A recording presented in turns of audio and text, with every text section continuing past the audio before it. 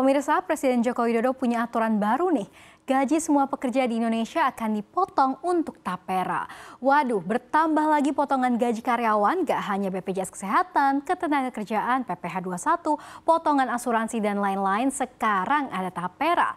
Lantas, apa sebetulnya tapera itu dan bagaimana pemotongannya? Kita akan bahas lengkapnya dalam Tuai Pro Kontra Tapera Pesanan Siapa. Ya, tapera adalah singkatan dari Tabungan Perumahan Rakyat. Ini dibentuk adalah tabungan yang menghimpun dan menyediakan dana murah jangka panjang berkelanjutan untuk pembiayaan perumahan dalam rangka memenuhi kebutuhan rumah layak dan terjangkau bagi peserta. Dasar hukum tapera adalah Undang-Undang Nomor 4 Tahun 2016 tentang Tabungan Perumahan Rakyat.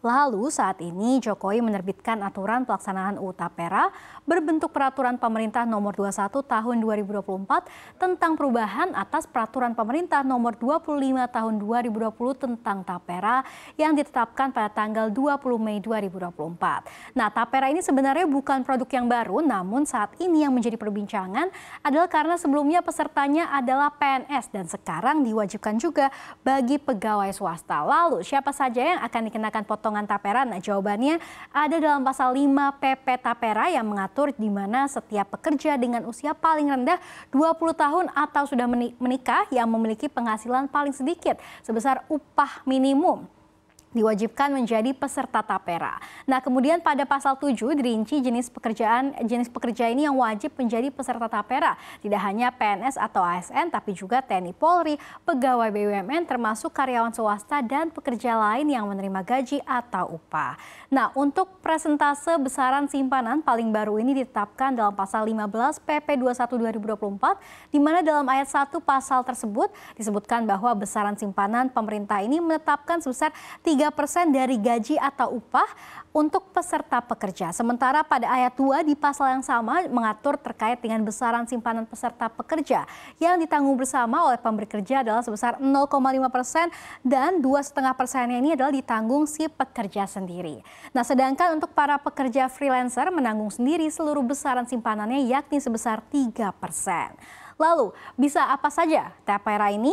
Kita akan bahas dalam slide berikutnya.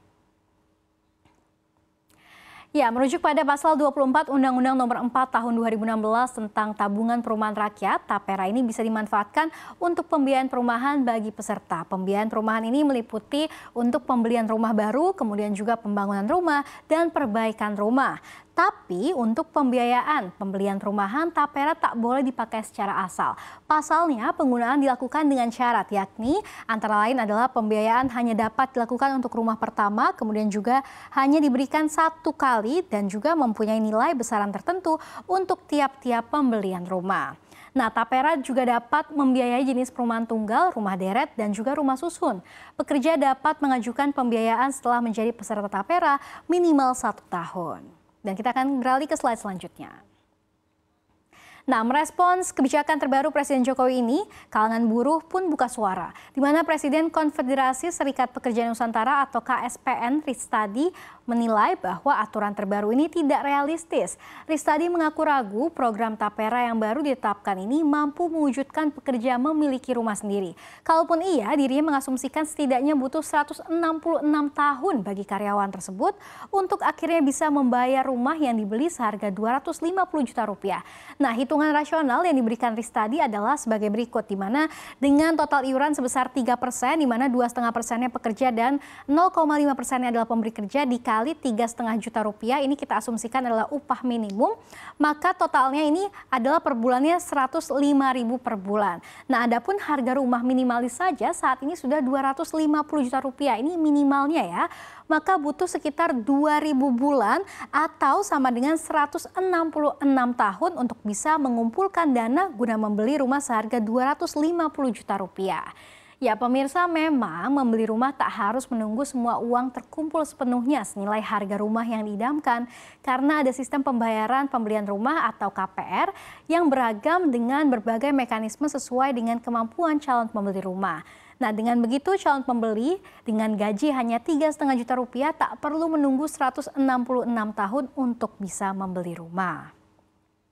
Ya, Indonesia pun bukan satu-satunya negara yang memiliki program seperti ini. Beberapa negara lain di dunia pun sudah menerapkannya terlebih dahulu, seperti di Chili, di mana ada penyediaan perumahan yang terjangkau yang mencakup subsidi untuk rumah tangga berpendapatan rendah dan menengah, dan juga skema sewa untuk membeli dan juga subsidi sewa. Sementara itu ada pula program subsidios para acondicionamiento térmico de la vivienda, di mana juga program yang menawarkan subsidi regenerasi rumah bagi rumah tangga di 3 kuintil pertama distribusi pendapatan, termasuk perbaikan atap dan dinding. Kemudian selain di Chili, ada juga di China, di mana China ini memiliki tunjangan karyawan wajib yang terbagi untuk dana pensiun dan asuransi kesehatan, asuransi untuk tunakarya, asuransi keselamatan kerja, dan tunjangan persalinan serta dana perumahan.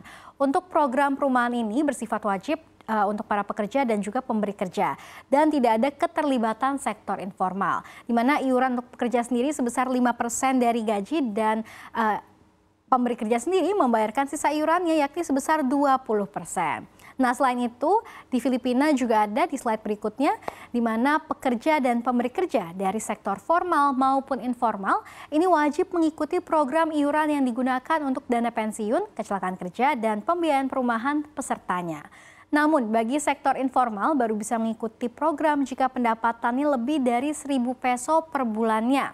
Untuk iuran sendiri, pekerja akan dikenakan sebesar 3,63% per gaji, dan untuk iuran perusahaan sendiri dikenakan 7,37%. Nah, untuk iuran dari sektor informal adalah sebesar 11%. Sementara itu, selain di Filipina, ada juga di Malaysia, di mana di Malaysia ini insentif pemerintah diberikan untuk pembelian rumah pertama.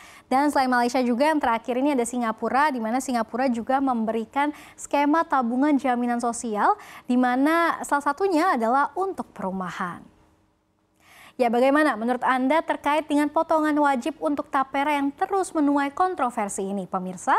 Tentu kita harapkan semoga skema pembiayaan ini dapat bermanfaat bagi masyarakat berpenghasilan rendah dan dapat mengatasi kesenjangan angka kebutuhan rumah masyarakat Indonesia serta dikelola oleh BP Tapera dengan baik. Karena kembali lagi gaji yang dipangkas merupakan kerja keras hasil jerih payah rakyat Indonesia.